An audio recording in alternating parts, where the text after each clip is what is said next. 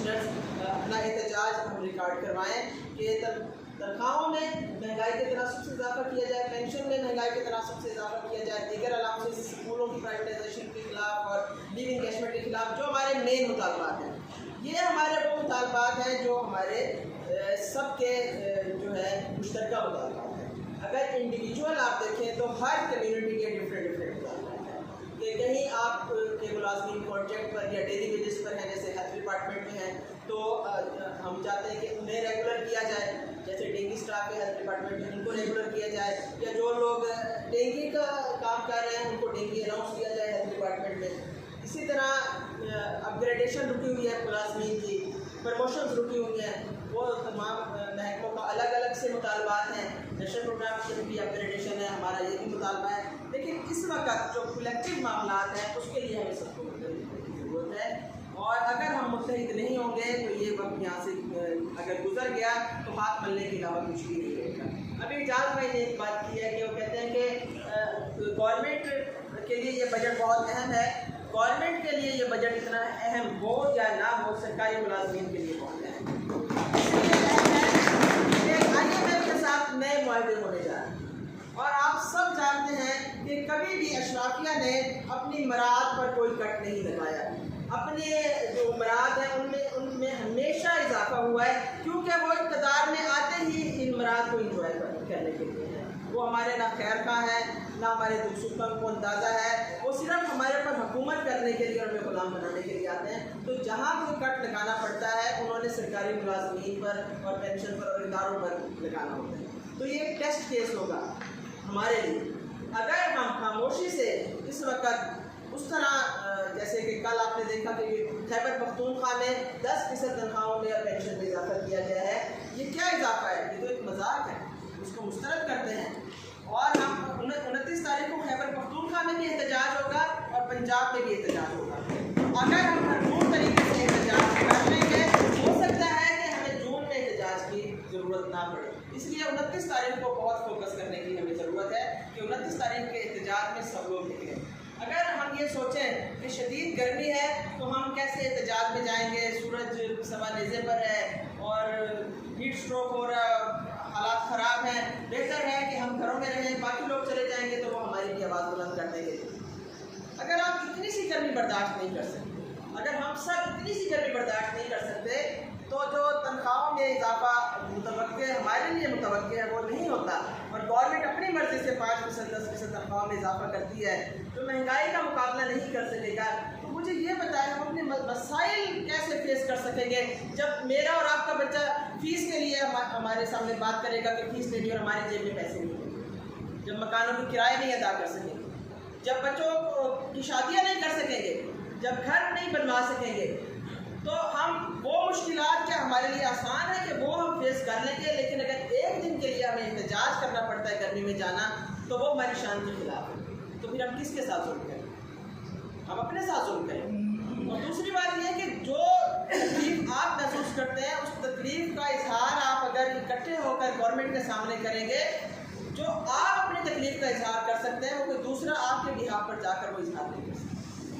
इसलिए हमें सबको इकट्ठा होकर एहतजाज को कामयाब बनाने की ज़रूरत है। 29 तारीख को जो इस्लामाबाद का एहतजाज ऐलान किया गया था 6 और 7 जून का, कि 7 जून को बजट इजलास होना था, तो रिवायत ये है हमारी कि हम बजट से एक दिन पहले एहतजाज करते हैं, पाकिस्तान भर से आए हुए मुलाजमीन और पेंशनर, और अगले दिन भी हम वहाँ मौजूद होते हैं ताकि जब बजट बन रहा होता है तो एक दबाव चला जाए और हमारे मुतालबात के करीब करीब जो है उस बजट में तनख्वाहों में इजाफा, पेंशन में इजाफा हो सके। तो अभी ये इतलात मिली है कि 7 जून को नहीं है बजट इजलास, हो सकता है वो 10 जून को हो या जिस भी डेट को होता है। फिर ये डेट हम आपको खुद भी सोशल मीडिया पे पता चल जाएगा कि किस दिन बजट इजलास है, इस्लामाबाद में वफाकी बजट इजलास किस दिन है।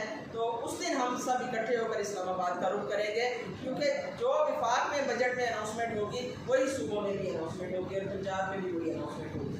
तो मैं आप सबसे भी ये अपील करती हूँ कि आप सब तशरीफ़ लाएँ 29 तारीख को अपने अपने इस्लाम में जो है हम एहतजाज करें। मुल्तान का एहतजाज में रज़ा हाल में हम इकट्ठे होंगे और कचहरी चौक पर इस तरह जो भी प्लान होगा ये बुड्ढा भाई जो है ये अनाउंस करेंगे मुल्तान का एहतजाज, और जो हम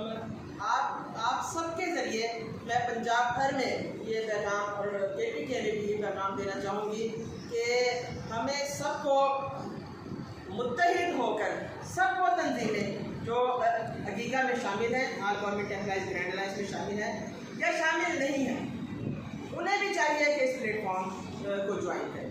हम सब, चाहे वो YDA है, चाहे वो YNA है, चाहे वो पैरामेडिक्स की जितनी तंजीमें हैं, टीचर्स की जितनी तंजीमें हैं, बाकी महकमों की जितनी तंजीमें हैं, या कोई ग्रुप्स भी बने हुए हैं, मैं उन्हें भी ये पैगाम देना चाहती हूँ कि आप अपने तंजीमी तशख़्ख़ुस बरकरार रखें।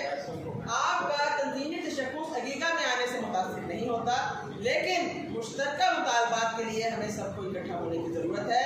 तो आप सब इस बड़े इत्तेहाद को ज़्यादा तक़वियत दें, इस बड़े इत्तेहाद को ज़्यादा मजबूत करें, ताकि ये इत्तेहाद हुक्मरानों की आंखों में आंखें डालकर हमारे सब के जो हकूक़ उन्होंने गसब किए हुए हैं उनको बाज़ियाब करा सकें। बहुत बहुत शुक्रिया।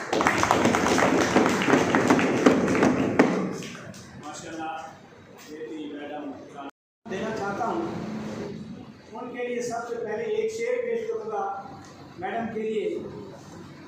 मैडम, चांद भी हैरान दरिया भी परेशानी में है, चांद भी हैरान दरिया भी परेशानी में है, अक्स किसका है इतनी रोशनी पानी में है। मैडम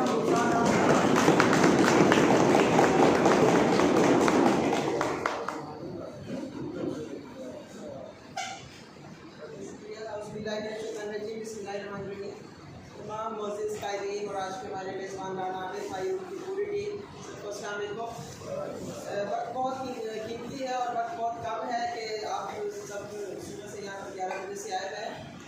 वो जो लाहेमल है उसके हवाले से बात करने से पहले मैं कुछ एक दो ज़रूरी बातें हैं जिन पर आप सबकी तवज्जो दिलाना ज़रूरी समझती हूँ।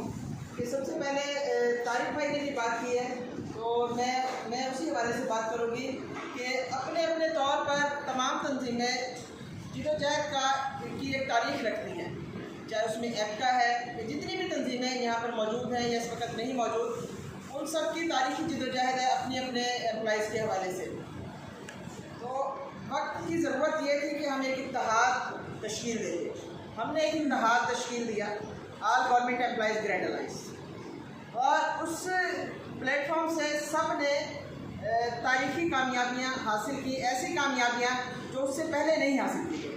जैसे 2021 में बजट से हटकर तनख्वाहों में 25% इजाफा, 2022 में बजट से हटकर 15% तनख्वाहों का इजाफा, 5 अढ़ाक जम होना 2022 में, 2023 में बजट में और बजट से हटकर कुल मिलाकर 35% तनख्वाहों में इजाफा, जो कि एक तारीख़ी इजाफा था, रनिंग सैलरी पर था। तो इसलिए जब हम all government employees grand alliance कहते हैं उसमें सब तंजीमें आए, हम उसको उम्मीद करके हम लिखते हैं कि अकीका ऑब्लिक एप्का, तो इससे अबहाम पैदा होता है और ये एक तकसीम का मैसेज आता है। आप सब जानते हैं